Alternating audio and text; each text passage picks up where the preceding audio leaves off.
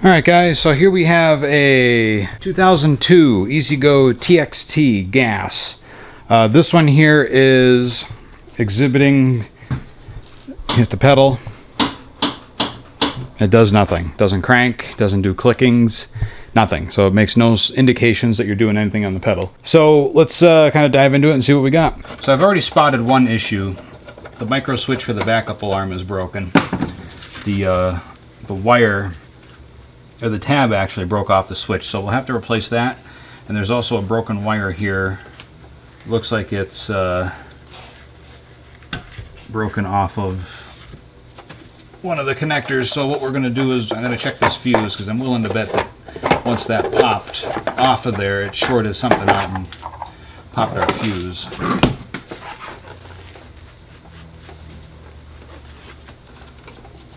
And let's see.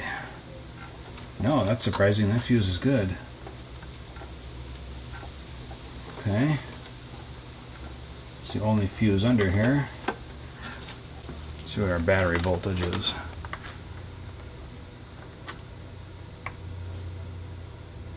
12.8, so we're good on our voltage.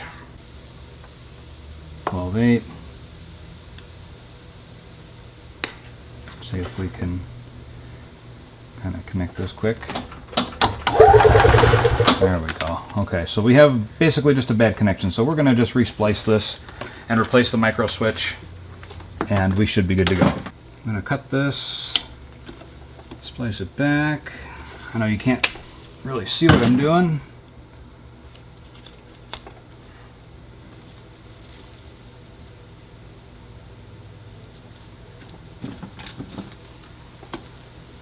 Just one of those awkward locations for this to be. There we go. We're going to also cut this one.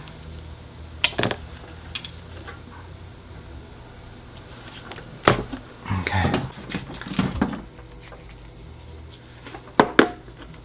Oh, what am I doing? I don't know.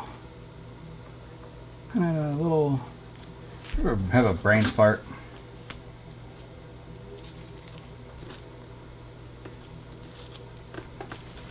Okay, there's that. We have our positive circuit here from the ground. I'm going to shrink tube these because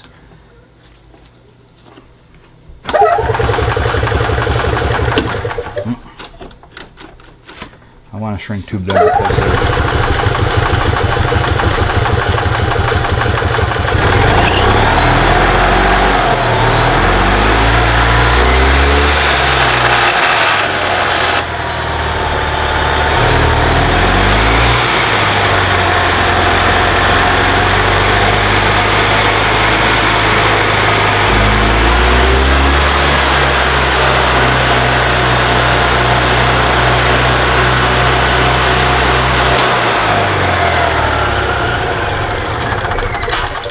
Alright, I think that has solved that problem. Now all I got to do is change out that switch, shrink tube those connections, and we're done. These things are like 1/4 inch. Sometimes you can get to them. Sometimes you can't.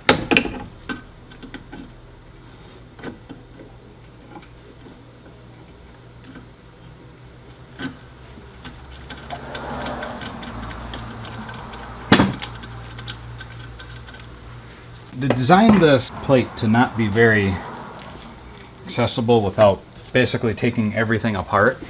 In order to get to this the correct way, you have to remove this. I believe it's a 7/16 nut right here.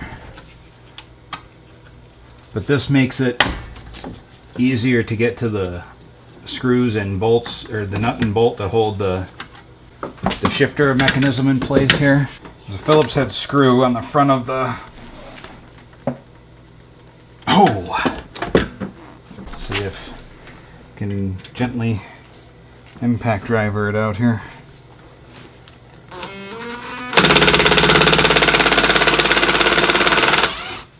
Sometimes that's what you gotta do to get it out. It's not even, oh, it's thread locked. That's why it didn't want to come out. Okay, so this has never been done before then. But see, once you lift this all out, you got flathead screws. Something like that. Okay. There we go.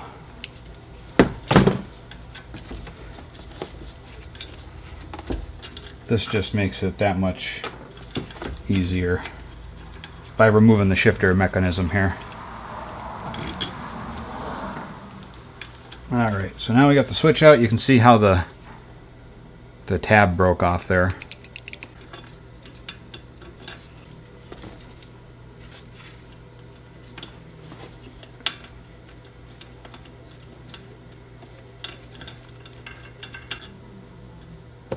Hope my big head ain't getting in your way.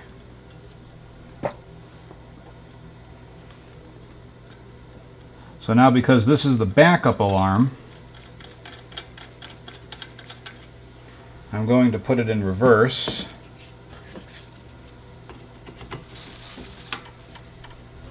Okay, so that's reverse. And we're gonna get everything touching. And then we have to slide the switch up until we get it into till we get the switch to activate. Once the switch activates in reverse, okay, it doesn't activate in neutral, it only activates in reverse. Okay, so that is where we'll tighten it up. And then what I like to do is just give it a quick little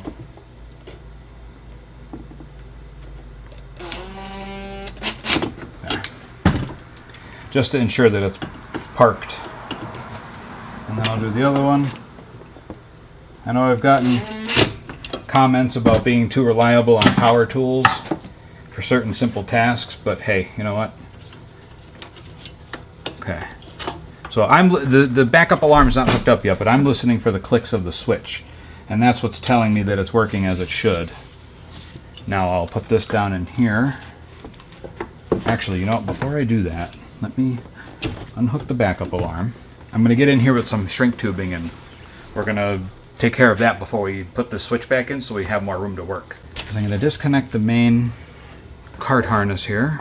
I'm going to put my yellow is a little smaller, so we'll use yellow over this.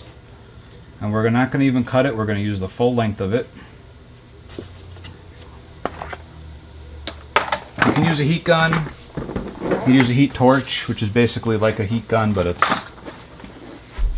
blows hot air and like a torch does, I guess, I don't know.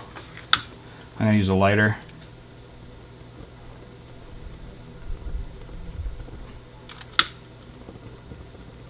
And you don't keep it at one spot too long. Kind of move quickly, and then you get a nice sealed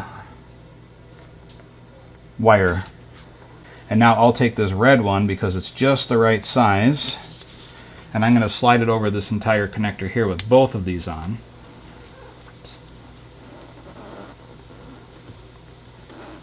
Okay, so now I have this one here's the main power, and now I'm going to cover both of them. This one, oh, maybe not. Okay, that's not going to fit. I'm going to have to do blue. I don't know if there's a difference in size, but I'm going to do blue anyway. And this will just give that added protection, so this shouldn't do this anymore.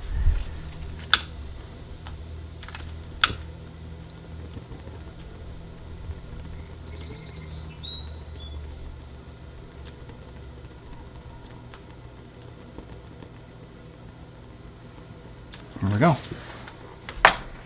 There we go. Okay, so it's not 100% perfect on the bottom, but all I care about is the metal that's exposed, because we don't want this shorting out against the cart frame or whatever if the wire breaks again. Because the shrink tubing we can easily cut off with the knife, so I'm not too concerned about that. Alright, so now what I'll do is return this. drop my hex bolts back in. My washered nut, which basically has a shouldered nut, has the teeth on it. If your cart is rusted up, you're going to need to use a wrench on that, I think. But this cart's actually in really nice shape. It's somewhat well taken care of.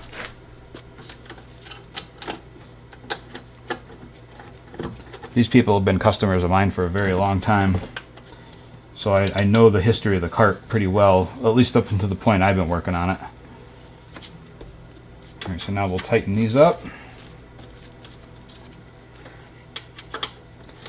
Get my glove unstuck. Okay, there's that. What am I in? Forward? There's reverse, there's forward. Okay. Before I tighten that up, I'm going to hook all this electrical stuff back up. Plug in our beeper. Test it. Did I forget to plug something in? Or did I pop the... No, I didn't. Oh, I turned the cart off. I wonder if that beeper works. I guess not.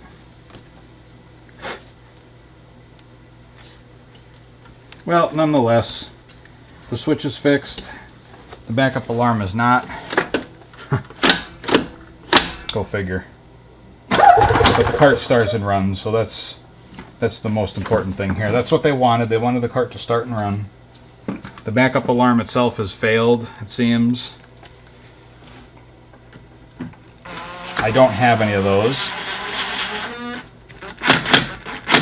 Okay.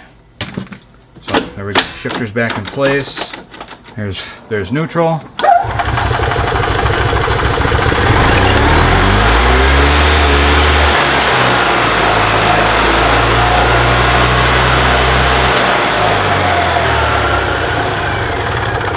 There you have it. That is that. Our cover back on, and this one's done. It's done at least for the original complaint. So what I'll do is I'll get in touch with them about the backup alarm. Probably mud dauber nest in there or something. That's usually what happens to these stupid things. Mud daubers get in there and they build nests and the beepers don't work. And then they just finally quit. So I'll get in touch with them, see if they want me to change that out. I'm not going to film that. That's 30 seconds to take care of that. But otherwise, this one's done. It starts, drives, runs, as it should. So, alright guys, I thank you for watching. If you have any questions about this project, leave a comment down below. Be sure to check the video's description for links to products I use every single day to bring you these videos and to run my business. Be sure to check out the links to my social media pages and my website. They're all down there as well. And until next time, as always, we will see you in the next video.